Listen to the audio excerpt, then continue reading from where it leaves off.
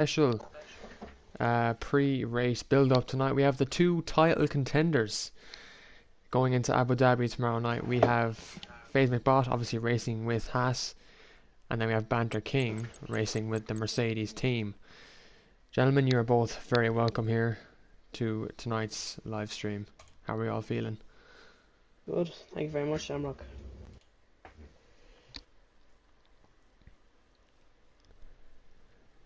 All good, all good. So yeah, welcome in obviously everyone. If you're tuning in, be sure to like this stream, and hopefully you are just excited as I am going into Abu Dhabi tomorrow night. FaZe McBot, seeing as you are the title lead, the championship leader, we'll speak to you first. Now tomorrow night's a big race for you because it could mean a second world title. What does that mean to you when you picture it? Obviously, that's the aim. Like, I going into the season to obviously win it. Like, you're not going into the season to lose. So, uh, definitely good to picture. I'm not gonna let it get to my head too much because it's obviously not over. Like, anything can happen. I can crash out, and Banter can easily win this race. So. Yeah, and obviously you came into the season with a race down. I mean, I think everyone wonders what could have been the difference if you had raced in Bahrain, but either way, obviously you DNF'd in Australia and then Banter King DNF'd in Monza, so you've had, you know, two DNFs to separate yourselves really, and yeah, coming into this race, obviously it's a big race for Haas as well. You know, their first constructors title.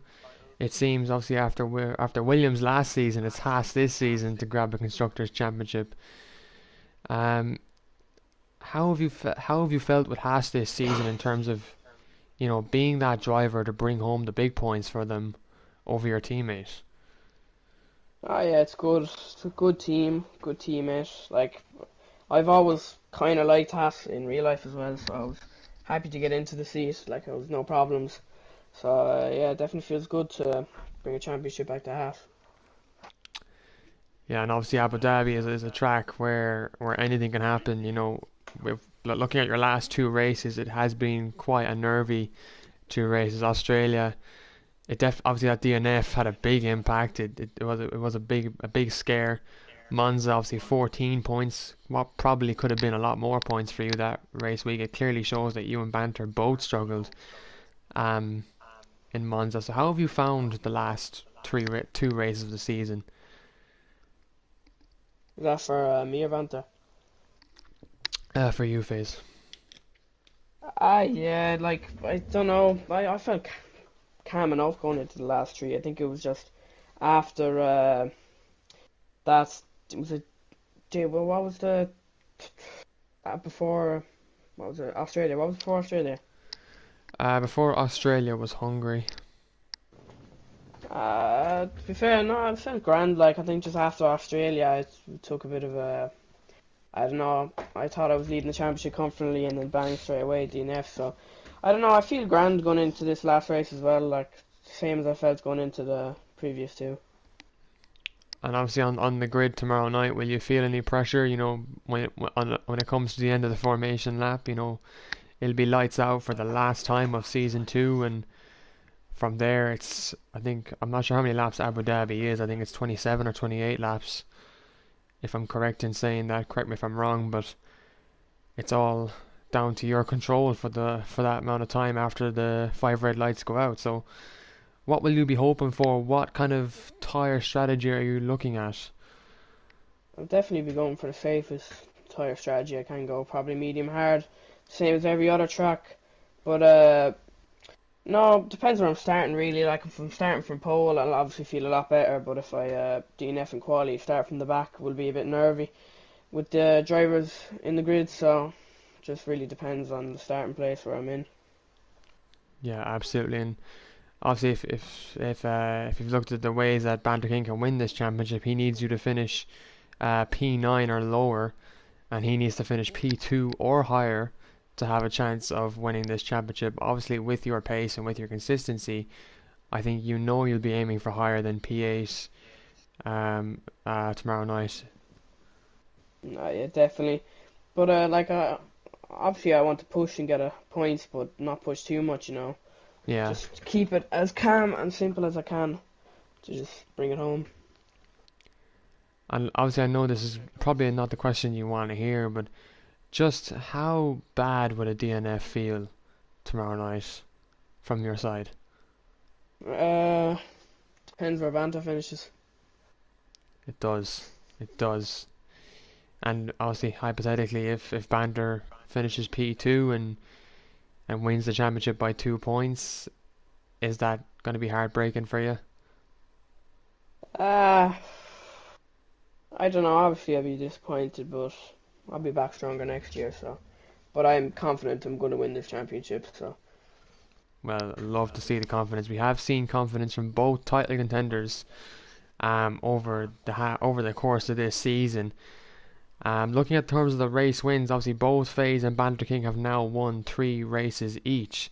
So even if this championship becomes level after Abu Dhabi, it won't really go down to how many race wins because they've both won 3 races each, and even it might go down to fastest lap points. Who knows how that will go, but hopefully it won't have to come to that. Hopefully we'll just see one beat the other in terms of on track position. But FaZe, best of luck tomorrow night for the championship. It's going to be a crack of a race. I just know it. Like, thank you very much.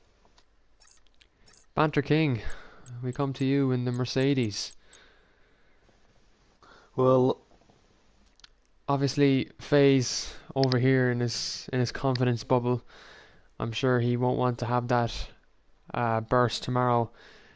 Banter, your confidence has been through the roof this season. It has, you haven't really. You've said a lot in the interviews that you don't feel the pressure. Are you feeling the pressure now? I mean, you might as well just crown FaZe now, like, why, 16 points ahead? Like, Yeah, I'd have to win and hope, like, Gabri takes FaZe out or something. And that's probably not going to happen, because he'd be too fast for him anyways. yeah.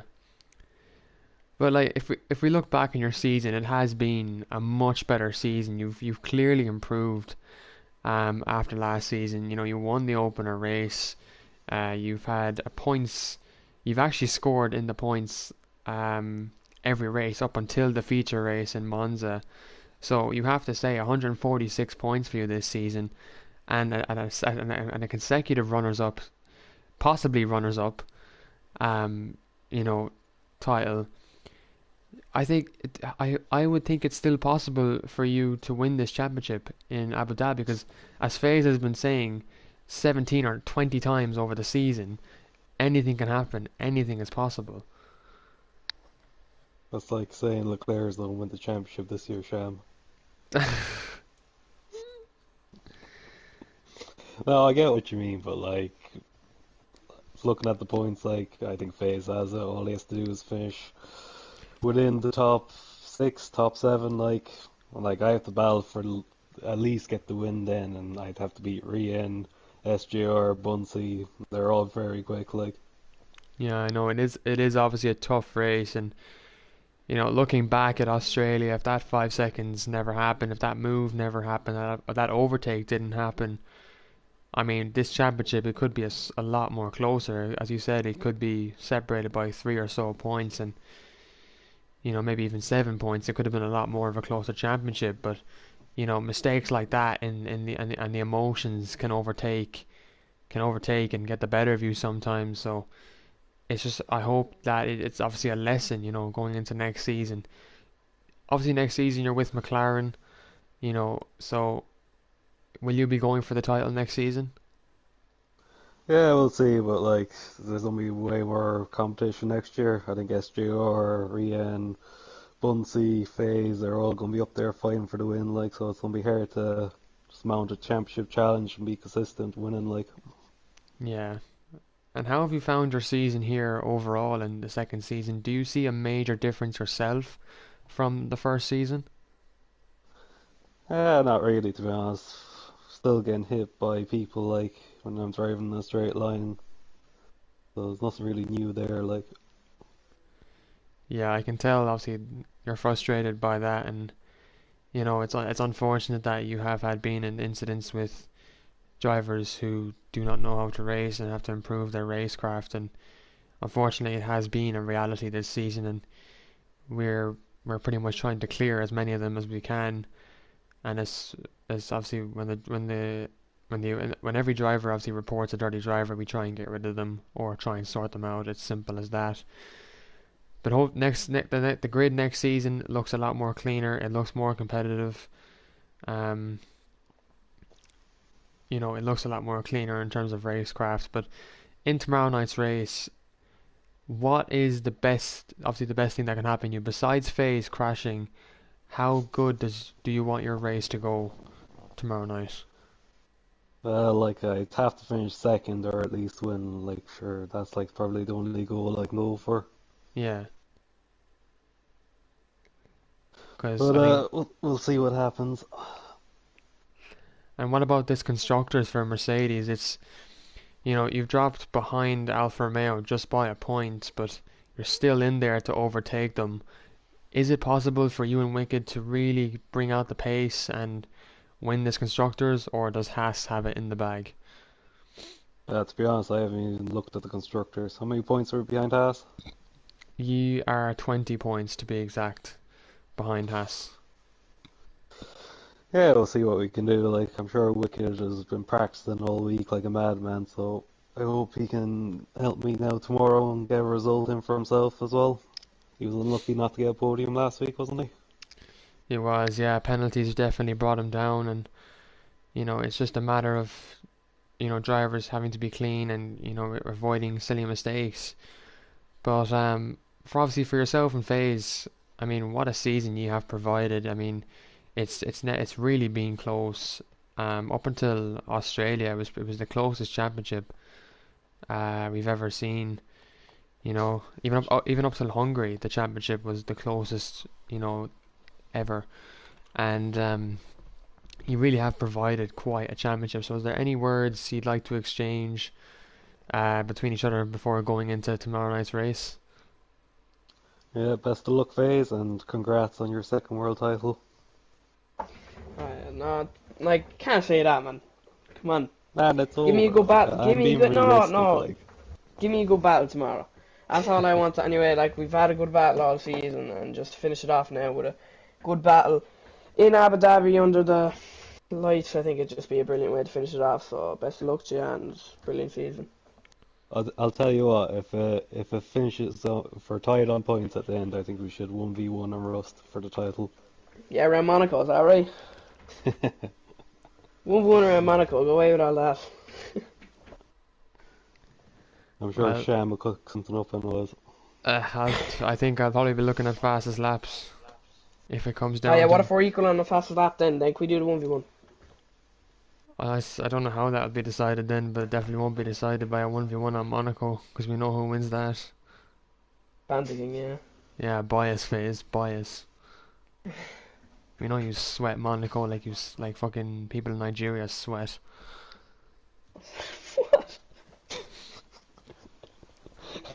So interesting words from the title contenders.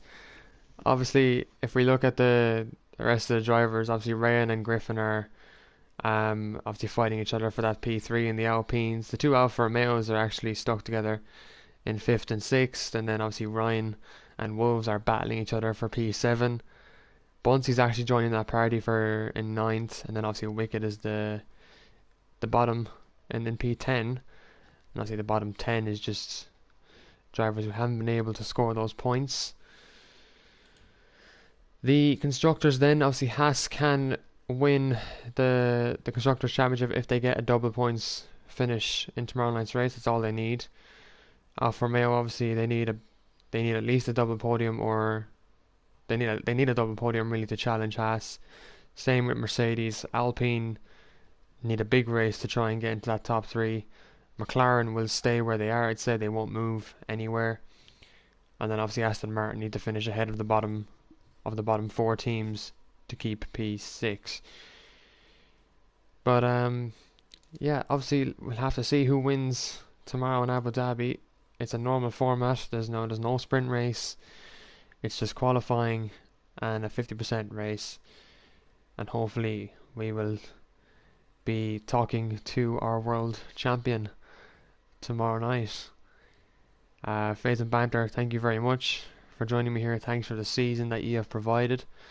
In terms of the racing, the racing standard from the both of you has been really competitive this season, and I hope to see more of you next season, with obviously the competition of S Junior and Rayan and Bunsey and Kajoko and all that sort. So yeah, best of luck tomorrow night, guys. Cheers.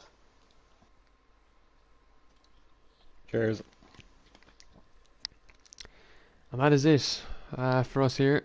So see you tomorrow at 8:30.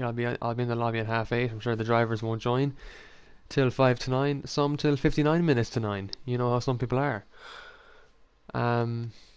Anyways, yeah, Glenn Mack and Marley with his barbecue. So good night.